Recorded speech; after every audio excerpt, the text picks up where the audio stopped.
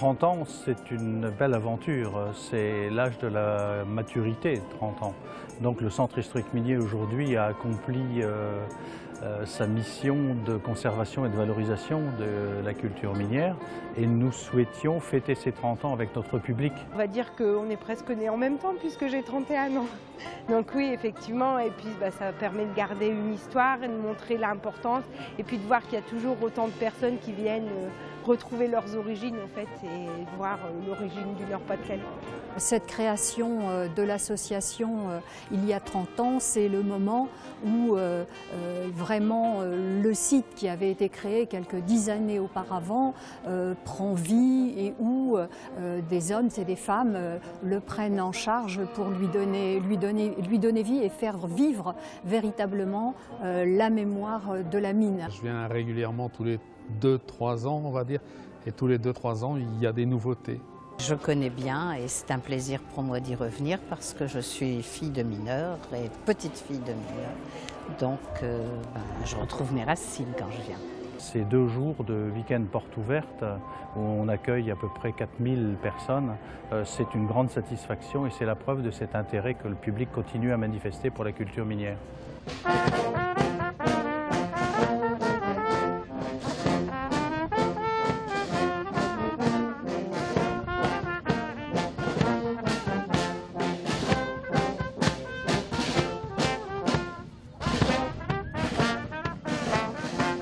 Ce sont des géants qui sont tous en rapport avec la mine, de près ou de loin, au sens large du terme, puisqu'il y a des géants, par exemple, qui représentent des coulonneux, mais après, il y a évidemment des géants qui représentent un mineur, le mineur presque, on pourrait dire, originel, quoi. Et puis après, il y a aussi les géants de Loisier, où là, c'est un couple de mineurs aussi, donc tout est en rapport avec la mine. Je savais qu'il y avait une vingtaine de gens qui représentaient tous la profession de mineur. Donc je suis venu avec le petit pour voir aussi les gens. Les géants de Douai, à savoir que c'est les plus anciens inscrits au registre dans une ville. Enfin, c'est-à-dire qu'on connaît leur date d'émergence, c'est en 1536, enfin, vraiment au XVIe siècle. Pour la communication ici de la région du Nord. Il y a plusieurs villes qui en ont. Hein. Voilà, il y a 500 géants dans la région du Nord. J'avais noté le poids ici, c'est 18 en fait, 18 kilos. Là tu peux le soulever ici avec tes mains, mais tu soulèves le dos bien droit, d'accord? Pour pas que la géante te penche en avant et que tu te fasses pas mal au dos non plus. Vas-y. Ce qui est intéressant avec cette initiative de rassembler tous ces géants ici dans le centre de la mine, c'est que quelque part ils sont dans leur élément, quoi. Ils font partie de cette culture aussi de la mine au sens large.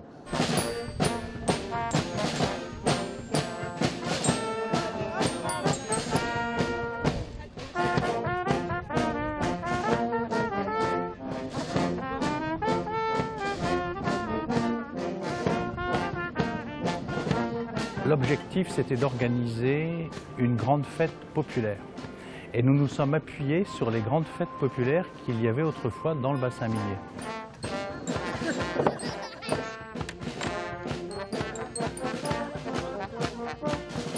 La plupart des jeux qu'on trouve ici étaient les jeux sur lesquels les mineurs, une fois leur journée de travail, qui avaient quand même des journées de travail très dures, et des rythmes de travail très pesants, qui demandaient vraiment beaucoup d'efforts physiques, avaient besoin aussi de détente.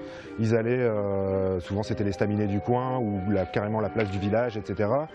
Et ces jeux-là étaient mis à disposition du public pour se détendre, prendre un peu de plaisir, etc. Donc il y a une relation vraiment directe entre la mine et les jeux des staminés. Ça permettait aux gens de se rencontrer, même s'ils ne parlaient pas la même langue, et de pouvoir aussi échanger autour d'un jeu. Ouais, voilà. Ouais, c'était bon. Non, c'est pas des celui-là. Il est bien parti.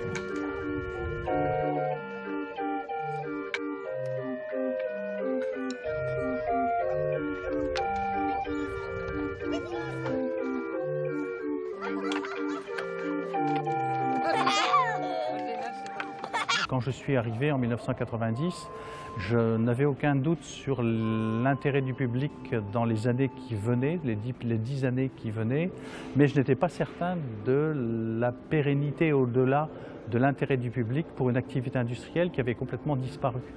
Et donc satisfaction, mais aussi surprise de voir que même les jeunes générations, c'est-à-dire les petits-fils de mineurs aujourd'hui, continuent à s'intéresser à cette culture et viennent au centre historique minier pour en découvrir sa réalité. Ça fait rire les oiseaux et danser les écureuils, ça rajoute des couleurs. Dans le privilège de fêter ces 30 ans avec l'association de l'Ouarde était pour nous une occasion rêvée. Donc c'est vrai que pour bon nombre de musiciens, c'est aussi un retour en arrière.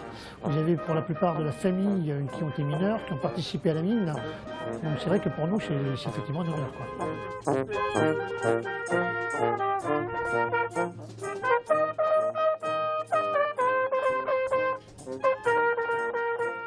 Ce que nous faisons vivre, c'est aussi cet esprit, alors c'est la mémoire de la dureté de la vie dans ce bassin minier, mais c'est aussi en même temps, et ça va avec, l'extraordinaire joie de vivre et l'extraordinaire convivialité, l'extraordinaire solidarité du monde minier.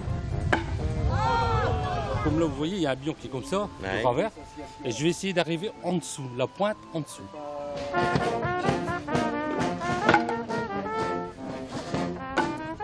Vous le prenez comme ça, et au moment que vous le jetez, vous tournez votre poignet. Ça, c'est le revers. Comme ça, le bion se retourne, et il arrive dessous. Là, je touche. Ouais, ça touche.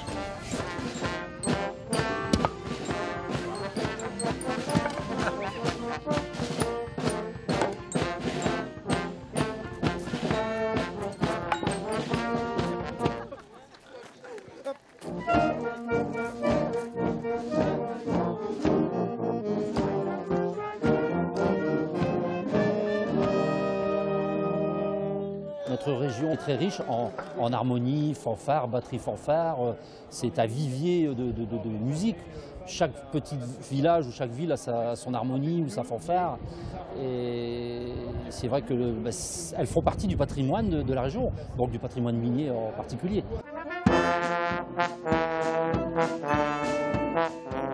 C'est quelque chose de formidable pour notre région et pour notre canton aussi d'avoir un musée de cette importance. Je trouve ça magnifique, quoi. C'est pour ça que lorsqu'on nous demande de venir animer le centre pour des grandes occasions, on est toujours présent.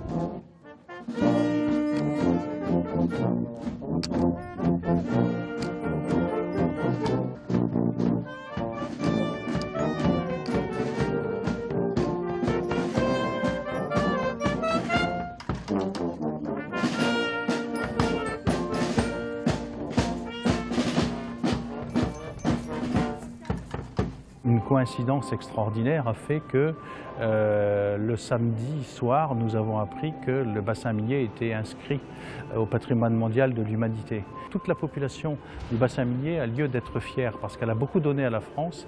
C'est grâce à son travail que la France est devenue un grand pays industrialisé et donc il nous semble légitime, moi en tout cas il me semble légitime, que le bassin minier soit reconnu au patrimoine mondial de l'humanité. Mais cette grande fierté est partagée par tous les gens de la région et ça c'est une merveilleuse récompense.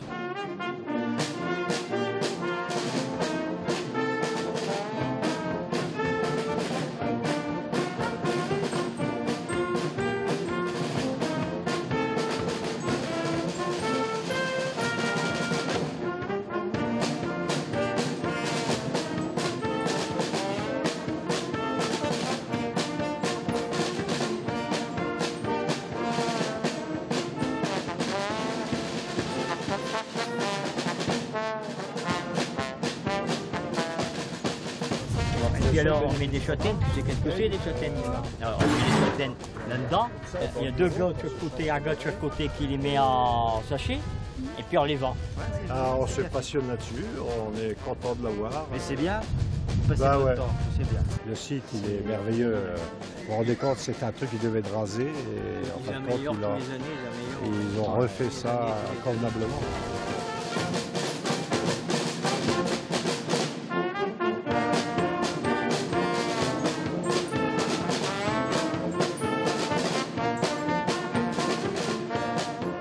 Et tout ce qu'on souhaite, c'est longue vie à ces centres miniers de l'Ouarde qui méritent de garder toute sa place dans ce secteur. C'est un peu un morceau de la vie du Nord, quoi, et du Pas-de-Calais qui revit à travers ça. C'est important de transmettre l'histoire, ça permet à l'enfant d'une part de s'enrichir et de savoir d'où il vient pour savoir où on veut l'amener. Ça prouve l'importance que les mines ont eue dans le Nord-Pas-de-Calais et puis on va extrapoler en France et dans d'autres pays en fait. Et c'est très très bien en fait, on va garder un bon souvenir de tout ça.